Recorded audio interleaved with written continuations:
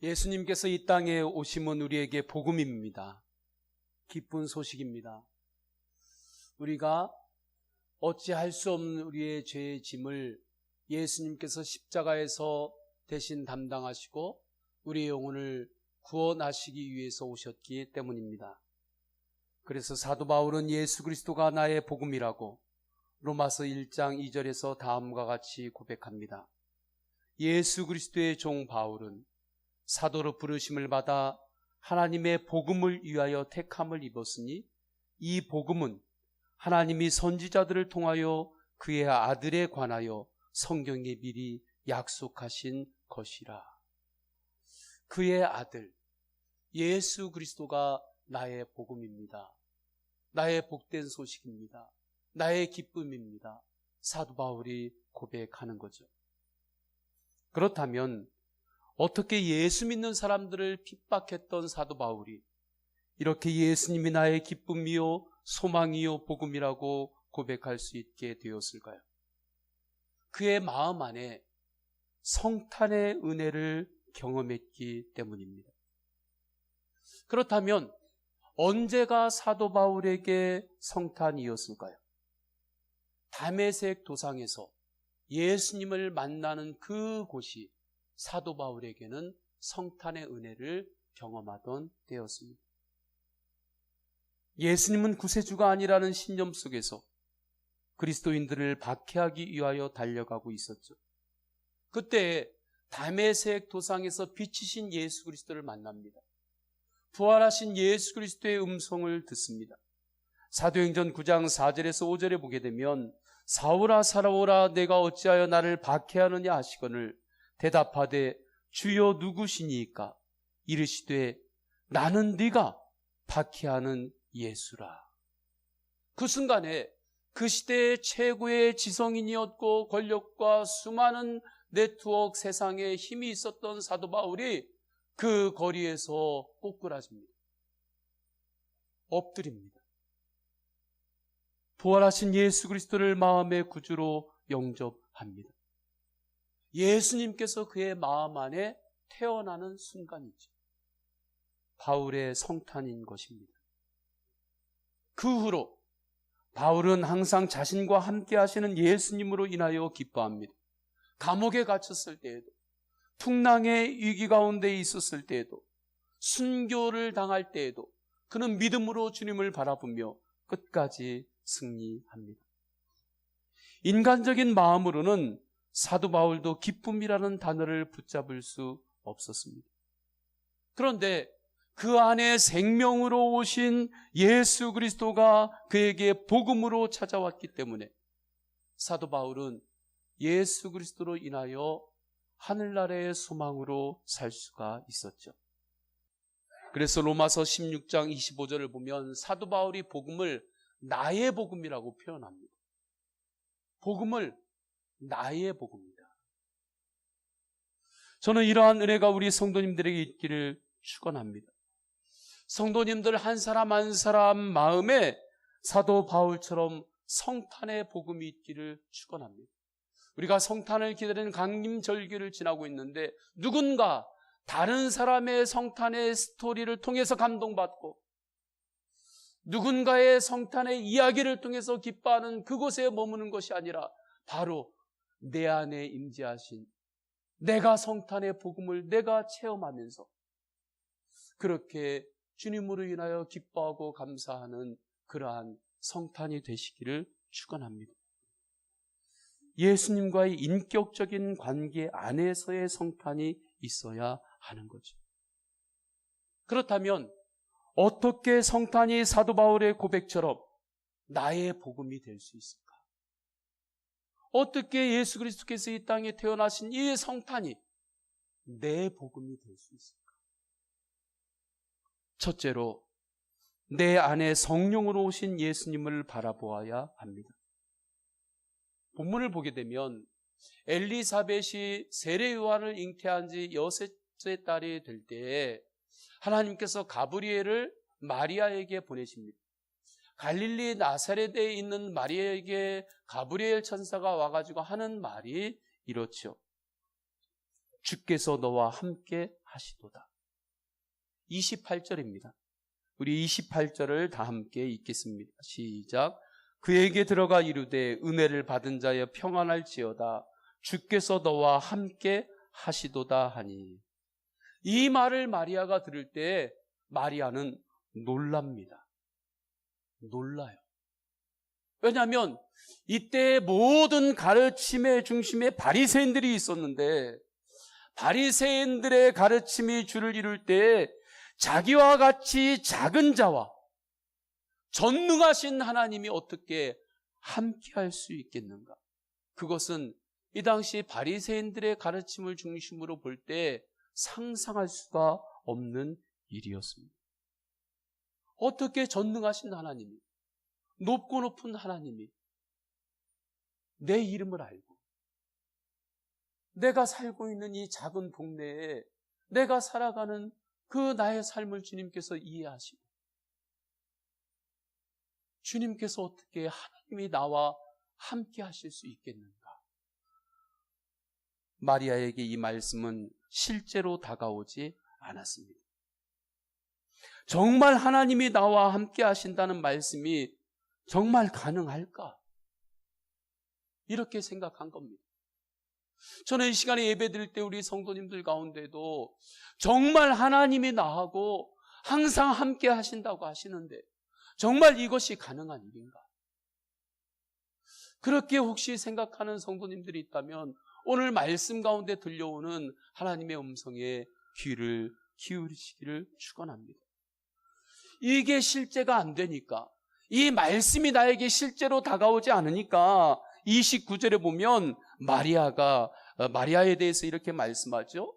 처녀가 그 말을 듣고 놀라서 이런 인사가 어찌함인가 생각하며. 마리아는 아무리 생각해도 답을 알 수가 없었습니다. 왜냐하면 마리아는 아직 성령님의 일하심에 대해서 눈이 열리지 않았기 때문에 그래요. 성령님의 역사를 마리아는 알지 못했기 때문입니다. 그때 천사가 또 이렇게 이야기를 하는 거예요. 31절이죠. 보라, 네가 잉태하여 아들을 낳으리니 그 이름을 예수라 하라. 지금 하나님께서 너와 함께 하시겠다고 하는 이 말씀도 실제가 되지 않아가지고 마리아가 이게 정말 가능한 일인가 생각하고 있는데 전사를 통해서 하나님께서 주시는 말씀은 네가 잉태하여 아들을 낳을 것인데 그 이름을 예수라 하라. 구원자이신 예수라 하라.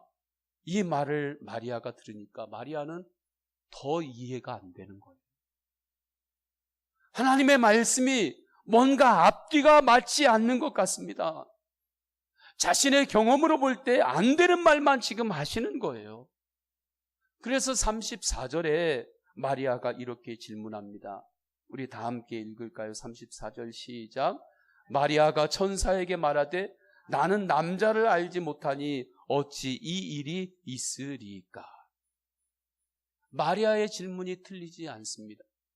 나는 아직 남자를 알지 못하는 동정녀인데 어떻게 내 안에서 생명이 잉태가 되고 그 이름을 예수라 하면서 그 아이가 나를 통해서 태어날 것이라고 하나님 말씀하십니까? 전혀 틀린 말이 아니죠. 그렇습니다. 우리가 하는 말이 틀린 말은 아니지만 하나님의 뜻하고는 전혀 관계없는 말을 할 때도 있는 겁니다. 내가 하는 생각이 틀린 생각은 아니지만 하나님 뜻하고는 전혀 관계없는 생각을 할 때가 있는 거지. 내가 이거 언제나 틀린 게 아닌데, 내 생각이 이건 틀린 게 아닌데, 그렇다고 그것이 무조건 하나님의 뜻이라고 말할 수는 없는 겁니다. 왜 그럴까요? 그 생각과 그 말 안에는 아직 하나님께서 일하시는 방법을 모르고 말하는 것이기 때문입니다. 성령의 역사를 모르기 때문이에요. 성령의 역사를 제외시켜 놓고 성령의 역사는 다 잘라놓고, 그리고 그 안에서 생각하고 그 안에서 말하니까 마리아처럼 말은 틀린 말은 아닌데 하나님의 뜻하고는 전혀 관계가 없는 말을 하는 거죠. 성령의 역사에 눈이 열리시기를 축원합니다. 그래서 하나님은 마리아에게 놀라운 하늘의 진리를 말씀하세요. 마리아가 전혀 염두에 두지 않고 살알고 있었던 그 부분, 성령의 역사를 말씀하십니다. 35절이죠. 천사가 대답하여 이르되 성령이 내게 임하시고 지극히 높으신 이의 능력이 너를 덮으시리니 이러므로 나실 바 거룩한 이는 하나님의 아들이라 일컬어 지리라. 하나님께서는 성령으로 마리아와 너와 함께 하시겠다는 것입니다. 성령이 임하시고 지극히 높으신 하늘의 능력이 너를 덮을 것이다. 마리아가 성령으로 예수 그리스도를 잉태할 것이라는 말씀이죠.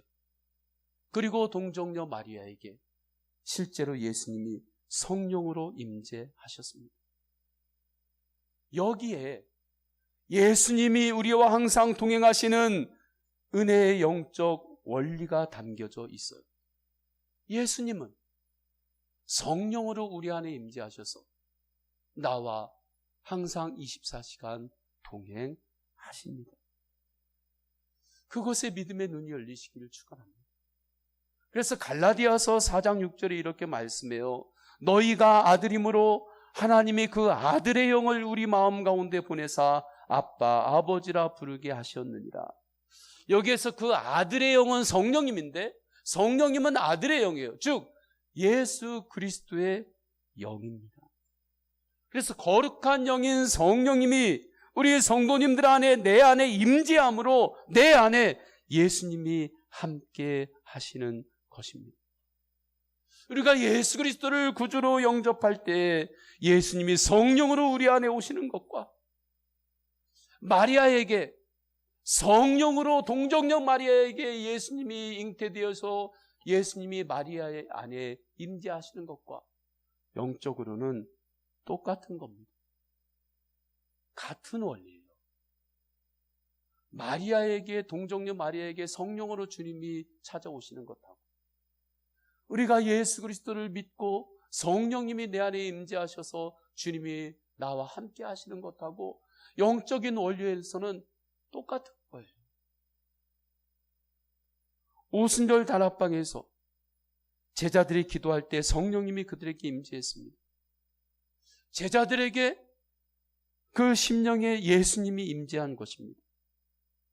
그래서 오순절 다락방에서 성령님이 제자들 가운데 임재할 때 예수님이 그들 가운데 임재하셨으므로 베드로가 그 이후에 성전 문 앞에 있는 나면서 알지 못한 이를 만났을 때 이렇게 선포하죠.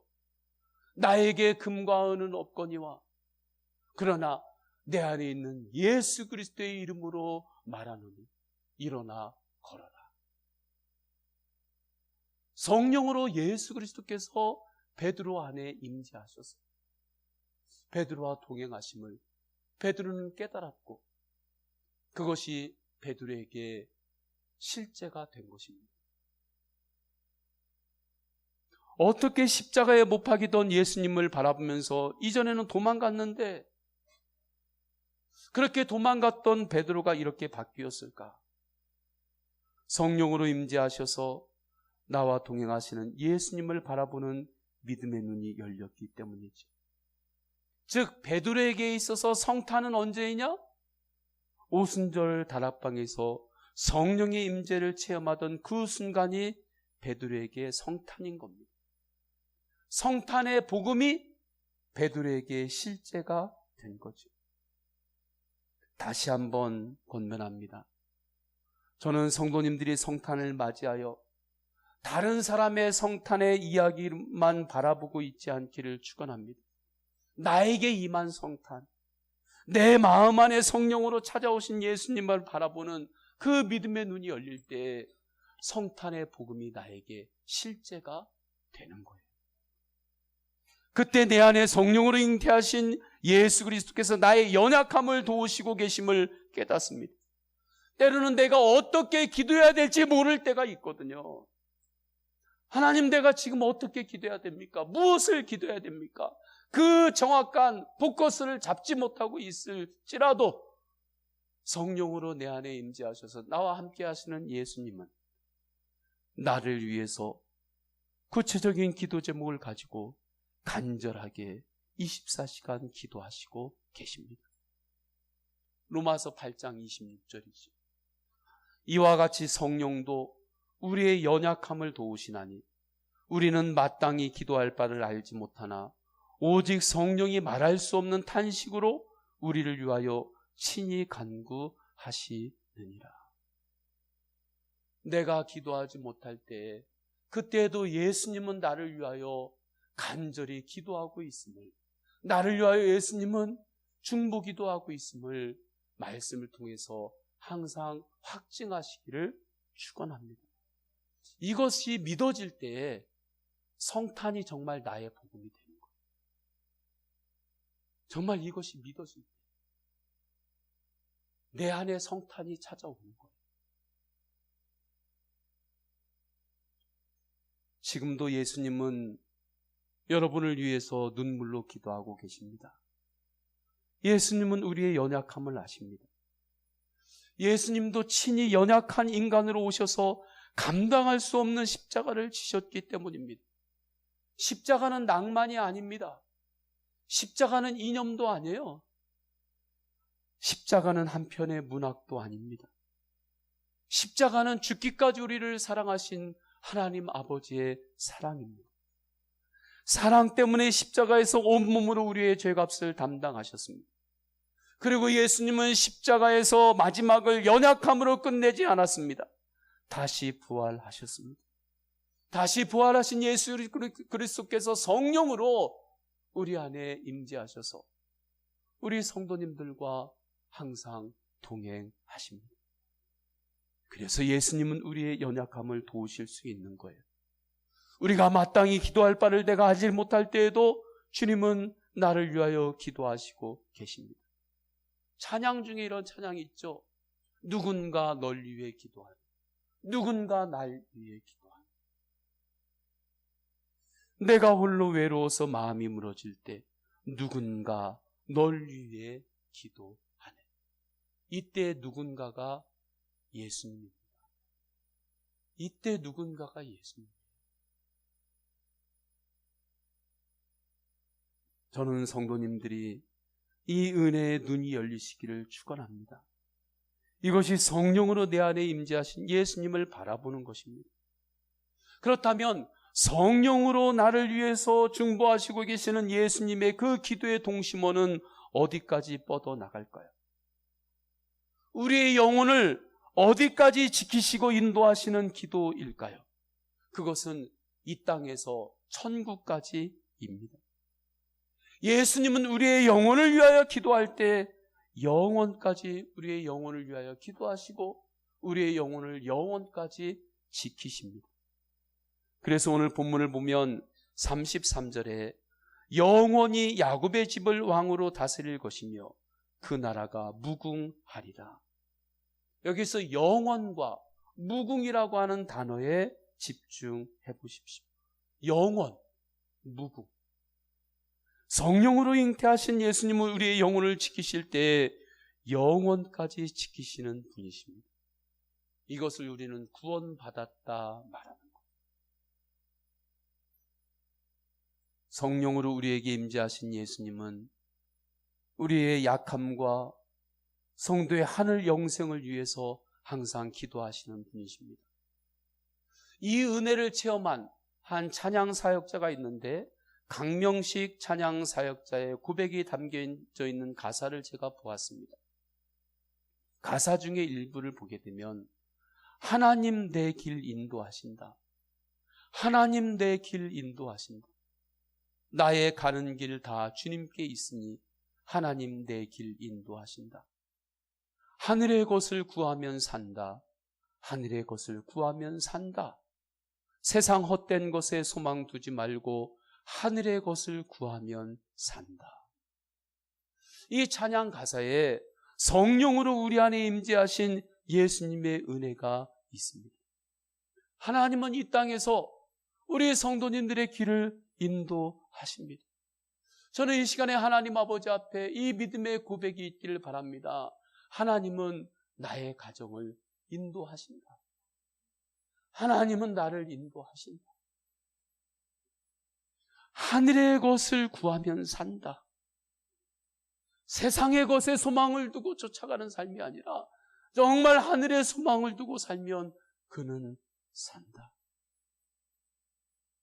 세상 안에서의 기쁨만이 아니라 하늘의 기쁨, 하늘의 소망으로 살면은 삽니다. 마리아에게도 평범한 자기의 꿈이 있었겠죠. 왜 없었겠습니까? 한 여인으로 정혼한 요셉과 함께 평범하게 살아가는 그 삶의 어떤 행복의 그 꿈들, 그 디자인한 것들이 왜 마리아에게는 없었겠습니까?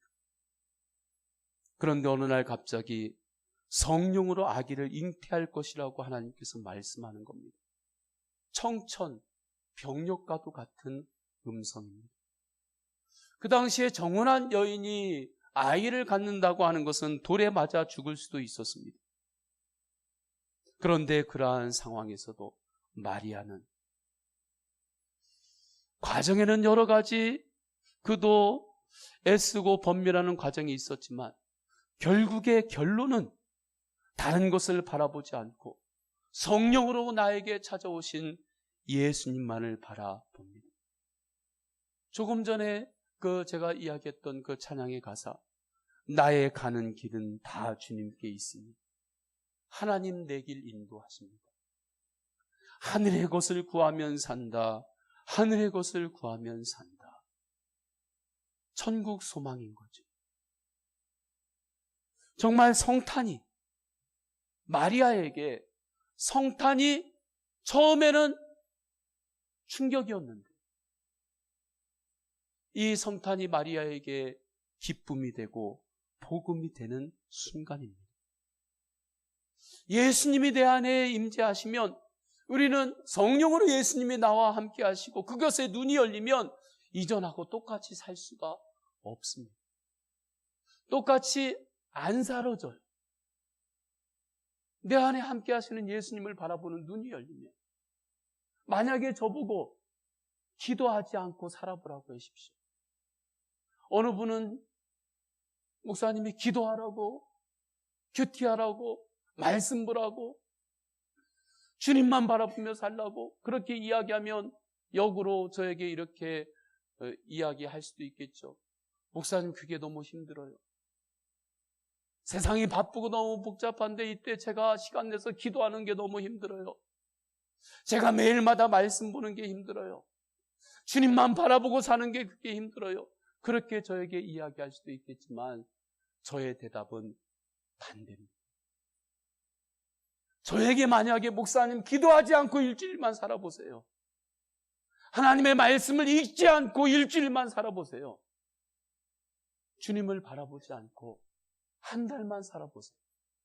그러면 저는 그게 너무 힘들어서 그렇게는 못 살 것 같아요. 저는 기도하지 않고는 못 살고 하나님의 말씀을 읽지 않고 말씀을 의지하지 않고는 이제는 못 살고 주님을 바라보지 않고는 못 사는 거예요. 목사이기 때문에 그렇습니까?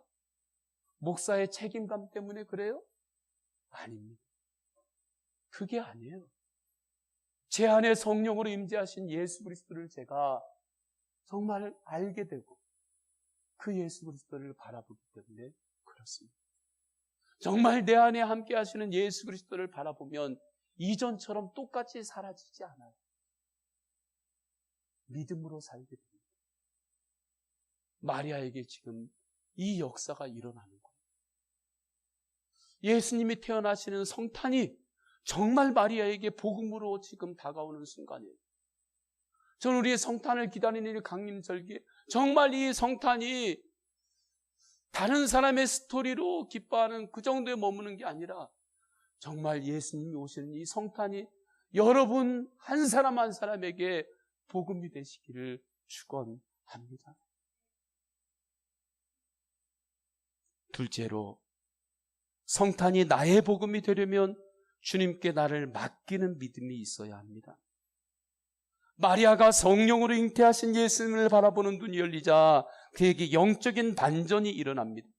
주님의 뜻에 나를 맡깁니다. 38절이죠. 우리 38절을 다 함께 읽습니다. 시작. 마리아가 이르되 주의 여종이오니 말씀대로 내게 이루어지이다 하매 천사가 떠나니라. 말씀대로 내게 이루어지이다. 이 고백은 주님께 자신의 모든 것을 맡긴다는 고백입니다. 신앙생활에서 우리가 정말 훈련해야 될 부분은 뭐냐면, 예수님 때문에 내가 무슨 일을 조금 더 잘해야지 이게 아니라, 일을 더 잘해야지 이게 아니라 주님께 나의 모든 것을 맡기는 훈련이, 그것이 필요한 것입니다. 이때 하나님께 맡긴다는 것은 하나님의 말씀에 마음의 문을 연다는 거예요. 마리아는 조금 전까지만 해도 하나님 말씀 앞에 마음 문을 다 열지 못했습니다. 그러나 이제 마음 문을 열었습니다. 그래서 동정적인 자기에게 성령으로 아기가 잉태하실 것이라고 하신 그 놀라운 말씀에, 어떻게 보면 충격적인 말씀에 주님의 말씀대로 내게 이루어지이다 라고 고백하는 거죠. 예수님께 마음의 문을 여시기를 축원합니다. 내 영혼의 집이 있는데 예수님을 현관문만 열어놓고 현관문 앞까지만 예수님 들어오게 하고 예수님 거기 계세요 하고 내 방문들은 다 잠궈놓고 이 문만은 예수님께 열어줄 수 없다고, 또 내 안에 깊은 방 안에 어떤 금고를 만들어 놓고 예수님 이것만은 예수님께 보여줄 수 없어요, 이것만은 예수님께 열어줄 수 없어요, 그리고 내 금고의 문을 열쇠로 딱 잠궈놓고 그 열쇠를 내 주머니에 넣어놓고 이것만큼은 예수님께 드릴 수 없습니다, 이것만큼은 주님께 제가 마음의 문을, 이 문만큼은 열어드릴 수 없습니다. 예수님은 그냥 현관문 거기까지만 제가 열어드릴 테니까 예수님은 그냥 현관문 앞에만 계십시오. 그러고 있지 않고 정말 예수님께 여러분 안에 있는 그 여러분의 그 안방과 같은 여러분의 이 마음 안에 있는 그 문들을 다 여시기를 축원합니다. 이것만은 주님 안 된다고 하는 그 부분이 있다면 그 열쇠를 주님께 맡기세요. 그 부분까지 여십시오. 그 안에 나의 죄가 있을지라도 부끄러움이 있을지라도 그것까지 다 주님께 여십시오. 예수님을 바라보며 특별히 기도의 문을 여십시오. 예수님을 바라보며 감사의 문을 여십시오. 다른 거 바라보면서 감사의 문을 열려면 감사의 문이 조금 열리다가 다시 툭 닫아요, 자기가. 그러나 예수님 바라보고 주님으로 인하여 감사의 문을 열면 그분이 열립니다. 예수님을 바라보며 찬양의 문을 여시기를 축원합니다. 정말로 내 힘으로만 살려고 하지 말고 내 힘으로 살려고 애쓰는 그 정도 수준에 있지 말고 주님이 주시는 말씀의 의지에서 사시기를 축원합니다. 마리아가 동정녀 아기 예수를 잉태했다는 것은 나는 죽었다는 뜻이에요. 그것이 이 말씀대로 내게 이루어지다 하는 것은 하나님 앞에서 하나님 나의 옛사람은 죽었습니다. 그 고백입니다. 이것을 그녀가 알면서 말씀이 내게 이루어지다 하는 것은 이제 나는 주님만 의지하고 주님 말씀에만 의지해서 살겠습니다 라고 하는 거룩한 고백이요 결단인 거지. 지금까지 내 세상 경험으로만 형성된 나의 철학과 관점을 하나님 앞에서는 내려놓고 이제는 하나님 말씀에 의지해서 믿음으로 살겠습니다 하는 고백입니다. 마리아가 지금 마리아 안에 성령으로 내 안에 아기가 잉태할 것이다 하는 것하고, 우리가 예수 그리스도를 구주로 영접했을 때 성령으로 주님이 우리에게 임재하셔서 우리와 함께 하시는 것하고 똑같은 거예요. 이 성탄의 은혜가 정말 우리 성도님들에게 복음으로, 나의 복음으로 이 시간에 다가올 때 아멘 하고 마음문을 여시고 주님을 바라보시기를 축원합니다. 지난 주간 새벽에 시편 말씀을 묵상을 했어요. 큐티 본문이 시편이었습니다. 시편 62편 말씀을 읽는데 제가 큰 은혜를 받았습니다. 62편 5절 7절에 보니까 나의 영혼아 잠잠히 하나님만 바라보라. 물은 나의 소망이 그로부터 나오는도다. 이 말씀이 나를 두드립니다. 나의 영혼아 잠잠히 하나님만 바라보라. 나의 소망이 하나님으로부터 나온다. 7절에 나의 구원과 영광이 하나님께 있으며 내 힘의 반석과 피난처도 하나님께 있도다. 나의 구원과 영광은 하나님께 있습니다. 이 말씀이 나를 두드려요. 우리가 말씀을 읽을 때, 말씀을 들을 때, 찬양할 때 때로는 말씀이 나에게 감동으로, 때로는 도전으로, 때로는 찔림으로, 때로는 위로로 말씀이 그렇게 나에게 다가옵니다. 그것은 뭐냐면 말씀이신 예수님이 이 말씀으로 나를 향하여 찾아오시는 거예요. 그런데 이때 우리가 잊지 말아야 될 원리가 있습니다. 말씀으로 주님이 우리에게 다가오실 때 주님은 우리의 마음문을 강제로 주님은 부숴버리고, 우리의 마음문을 우리가 열지 않고 있을지라도 그 마음문을 강제로 막 예수님이 다 막 전능하다고 그 힘으로 우리 마음만을 다 부숴버리고 예수님이 우리 안에 들어오지 않으세요.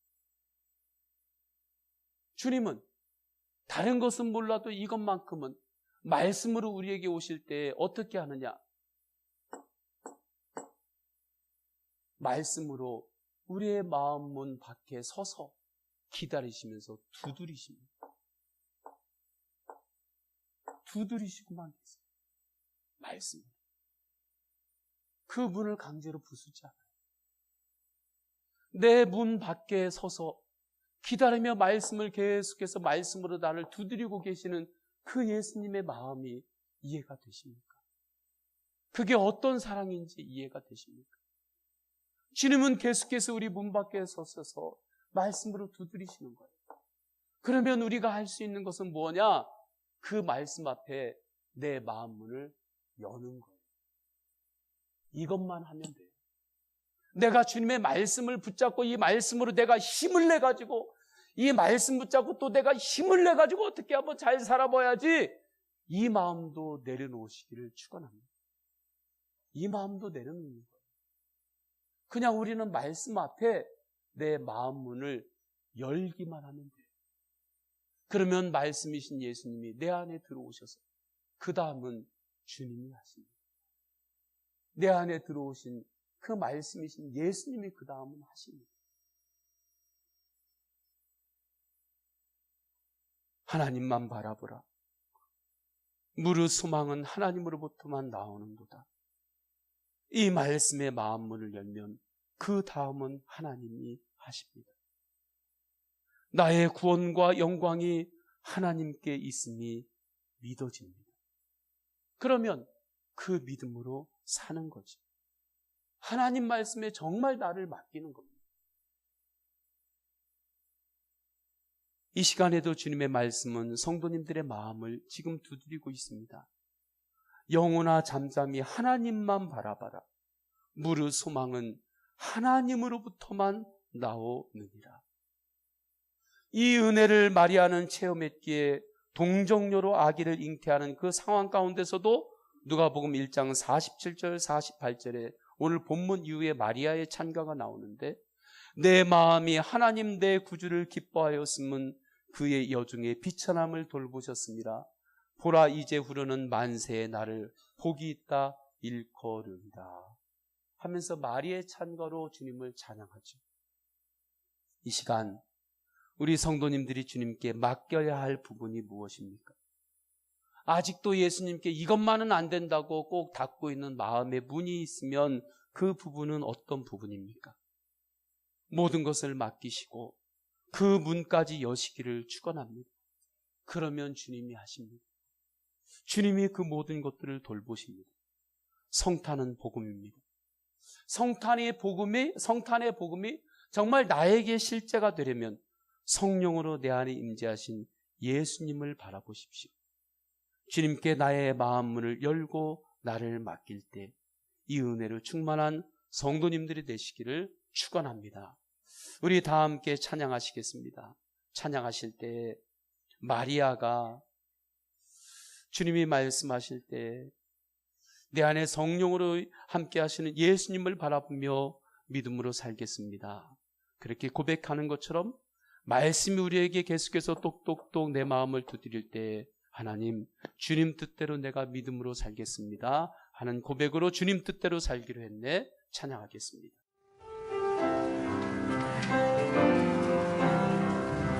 주님 뜻대로 살기로 했네.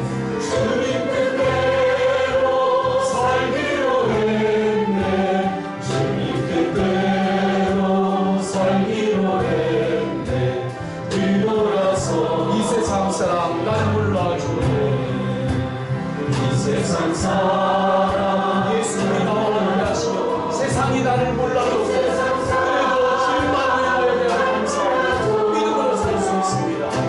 사랑 날로 뒤돌아서지 않겠네. 뒤돌아서 다시 한번 고백합니다. 주님 뜻대로 살기로 했네. 주님 뜻대로 살기로 했네. 주님 뜻대로 살기로 했네. 주님 뜻대로 뒤돌아서 살기로 했네. 뒤돌아서 다시 주님 뜻대로 주님 뜻대로 살기로 했네. 주님 뜻대로 살기로 했네. 주님 뜻대로 살기로 돌아서지 않겠습니다. 뒤돌아서 이 세상 사람이 날 몰라줘도 이 세상이 나를 몰라도 괜찮습니다. 하나님이 나를 알고 계십니다. 이 세상 사람 날 몰라줘도 이 세상 사람 날 몰라줘도 뒤돌아서지 않겠네. 이 시간에 다 함께 기도하십니다. 다 함께 기도할 때 이 세상의 대통령은 여러분의 이름, 여러분의 살아온 하루하루의 그 마음 깊은 곳, 눈물, 아픔 모든 것을 다 모를지라도 하나님만은 나의 이름을 아십니다. 나의 마음을 아십니다. 나의 연약함도 아십니다. 그 하나님 주님을 바라볼 때 이 시간에 주님께 하나님 내 이 부분까지도 주님께 맡기겠습니다. 이것만은 안 돼요. 이것만은 안 돼요 하고 내가 아직도 열어놓지 못하고 있는 내 마음의 문이 있다면 주님을 향하여 그 문까지도 열겠습니다. 주님께 모든 것을 맡기겠습니다. 나의 삶, 내 가족, 내 미래 모든 것을 이 시간에 주님께 맡깁니다. 마리아와 같이 그렇게 주님께 맡기면서 우리 하나님께 통성으로 기도하십니다. 할렐루야. 하나님 아버지, 하나님 아버지, 이 시간에 주님 정말 성탄의 은혜가 나의 복음으로 찾아옵니다. 이 성탄의 복음이 나에게 실제가 될 때 하나님 성령 은혜 안에 임재하신 예수님만을 바라봅니다. 하나님 아버지, 주님만을 바라볼 때 이것만은 안 된다고 내 마음을 닫고 있는 그 방해가로 하나님 그것도 주님 앞에 그 문을 열겠습니다.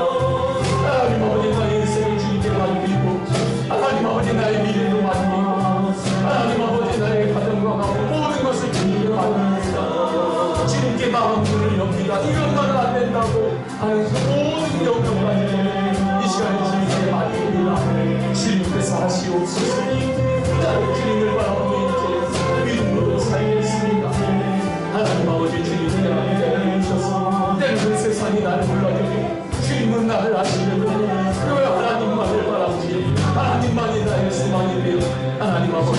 믿음으로 살겠사오니 하나님 아버지 이 시간에 주님의 은총으로만 하나님 아버지 주옵소서. 하나님 아버지 주님의 은총으로만 우리를 주님께서 인정하시옵소서. 하나님 주님께서 함께하여 주옵소서. 하나님 아버지, 사도 바울에게는 다메섹이 성탄이었고 베드로에게는 오순절 다락방이 성탄이었습니다. 이 시간에 마리아에게 임한 성탄이 그에게 복음이 됐던 것처럼 동일하게 예수님이 우리에게 성령으로 임재하셨는데 정말 이 성탄이 나의 복음이 되어 주님만을 바라보며 정말 주님께 나의 모든 것을 맡기고 이것만은 안 된다고 하는 그 문까지도 다 열고 주님을 바라봅니다. 그러면 주님의 하심을 믿고 나아갈 때 주 예수 그리스도의 이름으로 기도드립니다. 아멘.